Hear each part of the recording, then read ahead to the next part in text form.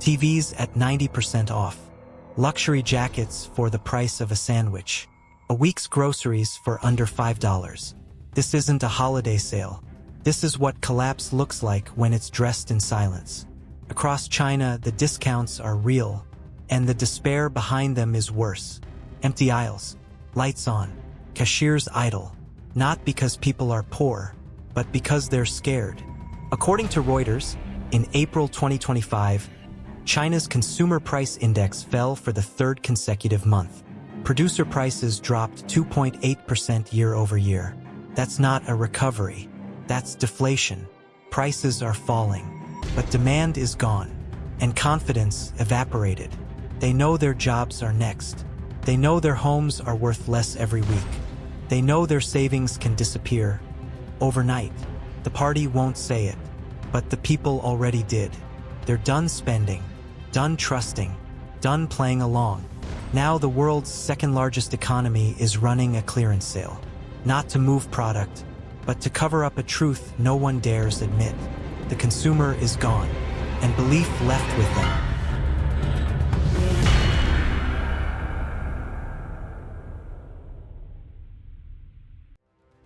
According to Reuters, in April 2025, China's consumer price index fell 0.1% for 3 straight months. Producer prices plunged 2.8% year-over-year. That's not a sale. That's surrender. A government that once bragged about unstoppable growth is now watching prices collapse and pretending it's fine. Across the country, supermarkets beg people to buy. JD.com launches 7 mega sales in 4 months. Alibaba's Hema Fresh offers 90% discounts. But shoppers don't come back, because this isn't about price. It's about betrayal. The middle class was promised security. They were told, buy the apartment, keep the job, save in the bank. We will protect you. None of it was true. In 2024, over 600,000 businesses vanished. Many in housing, logistics, and manufacturing. Wages flatlined. Gig work replaced careers. Young graduates drive delivery bikes. Middle-aged engineers sell insurance door to door. And the safety net doesn't exist. Banks shut down without warning. Withdrawals frozen. Accounts reclassified as high-risk investments. People couldn't touch their money. They begged. No one answered. Real estate, debt. According to the Wall Street Journal, in April 2025, home prices fell in 68 of 70 major Chinese cities. The average drop, 5%. In some districts, it's 30%. Unsold units rot in unfinished towers. Buyers still pay monthly mortgages on dreams that were bulldozed. And still, the party says, confidence is high. That's the real collapse. Not the buildings, not the companies, but the lie. The lie that China could switch from exports to internal demand. That the Chinese consumer would rise. That 1.4 billion people could replace the US market with just positive attitude. But you can't replace income with slogans. You can't manufacture optimism from fear. And you can't build a consumption economy on a foundation of debt, censorship, and disappearing jobs. The government called it dual circulation. But there's nothing circulating now. People don't spend. They hoard. Not to grow wealth, but to survive the next week. Confidence isn't down. It's gone. Because in China, you can lose your savings, your job, your home, and no one, not the bank, not the party, has to tell you why. That's not mismanagement. That's abandonment. A system built on obedience now finds itself ignored. And the scariest thing? The people aren't protesting. They're disengaging. No spending, no risk, no plans, just stillness. And that stillness is spreading. They said the Chinese consumer was unstoppable. That 1.4 billion people could drive global growth on their own. That even if America pulled away, China would thrive from the inside out. But they lied, and they knew it. The model was never real. It was a projection, built for headlines, not households. China's so-called middle class? It was paper-thin, over-leveraged, underprotected, and silenced by design. There's no credit system like in the West. No unemployment insurance. No bankruptcy protection. No safety net. Only slogans. Spending wasn't confidence. It was obligation. Buy a house. Take a loan. Push the economy forward because the state told you to. Now that confidence is gone, the machine stalls. And the state has no tools left. No stimulus checks. No direct cash. No support for families who lost everything in property collapse or bank freezes. So what does it do? It hides. In early 2025, Beijing stopped publishing youth unemployment numbers. It stopped releasing local government debt data. It shut down the real estate registration portal in key cities. Not because things were improving, but because the truth was leaking. There is no recovery plan, only damage control. And the party doesn't fix problems. It buries them. It tells people to have faith, but it censors the numbers. It tells them to spend boldly, but it freezes withdrawals. It tells them real estate is stable, while property values collapse block by block. And still, no one takes responsibility, because in China, accountability is not part of governance. It's part of punishment. The people know it. That's why they're not asking questions. They're not writing petitions. They're not protesting. They're exiting mentally, financially, emotionally. You won't find rebellion in the streets. You'll find it in the silence.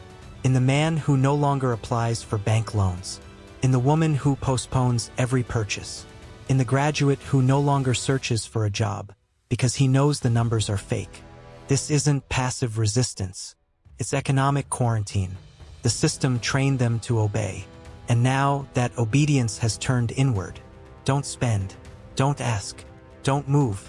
And that's what the Communist Party fears most. Not outrage, but indifference. Because you can suppress protests, but you can't suppress apathy. You can't command belief back into a broken contract. You can't force a population to play along once they've seen behind the curtain. So the party plays louder. More slogans. More announcements, more praise, but the audience is gone. They've already left the theater. This wasn't a miscalculation. It wasn't a misfire. It was a maneuver. The collapse of China's consumer economy wasn't a surprise to Beijing. It was a trade-off. Because when you build a system where obedience is more important than prosperity, you eventually sacrifice one for the other. And they chose obedience. At first, the model looked clever. Boost exports, then pivot to domestic demand. Let the factories run while the people shop. But that pivot never came, because it was never meant to. The CCP never intended to empower consumers. It intended to contain them. True consumer power means freedom to choose, to change jobs, to question policies, to move capital, to shape demand. That kind of power is a threat to a regime built on control. So what did they do? They inflated real estate. They locked savings into bricks. They kept wages suppressed. They avoided welfare systems. And they maintained just enough consumption to keep the surface moving. But when exports faltered under tariffs, COVID, and geopolitical shifts, the cover peeled back. And Beijing had a choice: stimulate honestly or suppress quietly. It chose suppression, not openly, but methodically. It let the data vanish. It stopped publishing unemployment numbers. It censored financial news. It arrested bloggers who reported too much. It didn't fix the economy. It hid the evidence. And then came the deeper move: structural retreat. No mass stimulus. No consumer bailout. No real estate rescue. Not because they couldn't afford it, but because spending brings movement. And movement is risk. Beijing fears economic volatility not because of GDP, but because it stirs political questions. Why is housing so expensive? Why are banks shutting down? Why can't I find work? The party doesn't answer those questions. It erases them. That's why the new strategy is not growth. It's sedation. They want an economy that's quiet, not efficient, not prosperous, just quiet, where people stop asking, stop demanding, stop dreaming, because in stillness, no one moves against the system. That's the play, not to collapse, but to freeze. And it's working. Young people no longer expect careers. Middle-class families no longer expect retirement. Small business owners no longer expect loans. They adjust downward. They reduce risk. They lower their voices. The CCP calls this stability, but it's not. It's fear wearing a straight face. It's policy by subtraction. No reform, no rescue, no accountability, just disappearance. Disappearance of growth, disappearance of data, disappearance of trust. And when the last layer of noise is gone, what remains? Silence. Managed, monitored, mandatory. This was never about making the consumer stronger. It was about making them still. It started with a paused decision. A man stood in front of a fridge. He reached for a bottle of milk. Then he stopped, checked his balance, and walked away. He still had money. He still had a job. But something inside told him, this system no longer protects me. Now repeat that moment 10 million times. The result isn't recession. It's paralysis. Retailers see it first. Week after week of red numbers. Promotions don't move inventory. Staff hours are cut. Wages trimmed. Then stores close. Small cafes disappear. Pharmacies reduce stock. Neighborhood markets shutter. Not in protest. In exhaustion. The job losses don't show up in headlines. They happen one text message at a time. Come in next week. Or don't. Leave the keys. No severance. No outrage. Just resignation. Then the workers turn quiet. Factory techs stop looking for new gigs. Logistics drivers move back to rural towns. Accountants take jobs cleaning hotel rooms. Across China, careers vanish. Not through collapse, but through erasure. University grads stop applying for work. They apply for emigration. Or they stay in their childhood bedrooms, scrolling silently, watching their future fade behind discounts they can't afford to use. And still, the state keeps talking. Confidence is strong. Consumption is recovering. China is back. But inside the homes, there's a different reality. 2 parents. 1 job left. 1 mortgage unpaid. Groceries bought only on discount days. No vacations. No plans. Then come the landlords. Properties lose tenants. Apartments stand empty. Rent is lowered. Still no takers. Meanwhile, property developers vanish. No customer support. No updates. Just chat groups full of angry homebuyers, asking where their life savings went. The banks won't answer, because they're no longer functioning as banks. They're survival machines, cutting branches, blocking withdrawals, converting savings into frozen financial products. And yet, still no panic. Just stillness. Everyone waiting. Everyone calculating. Do I speak up? Or do I hold on? That's the genius of the system. It doesn't silence people by force. It silences them with uncertainty. And the chain reaction grows. Fewer marriages. Fewer births.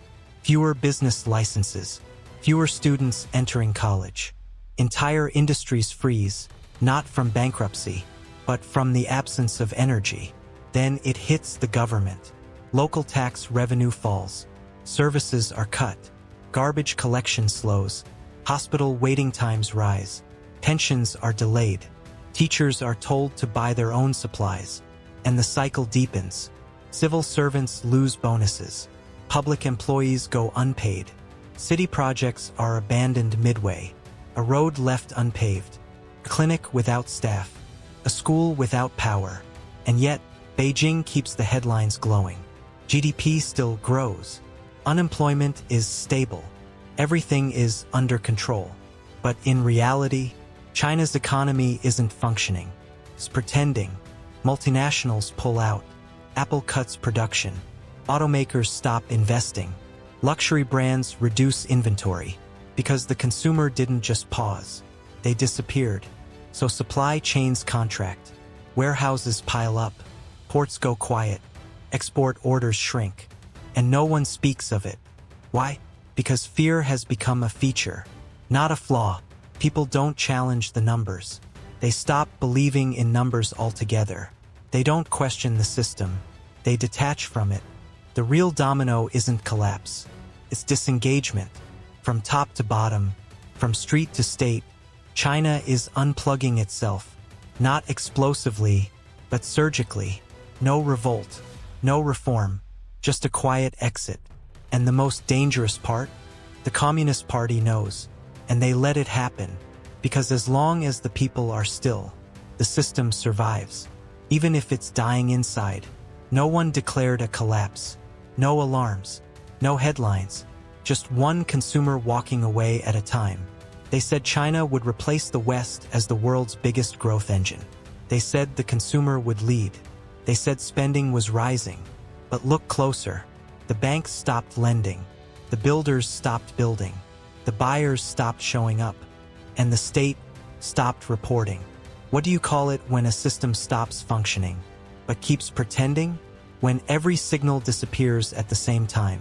That's not recovery. That's managed decline. And the question now isn't, when will China bounce back? Is this, what if it's not supposed to? What if stillness is the new success? What if obedience matters more than output?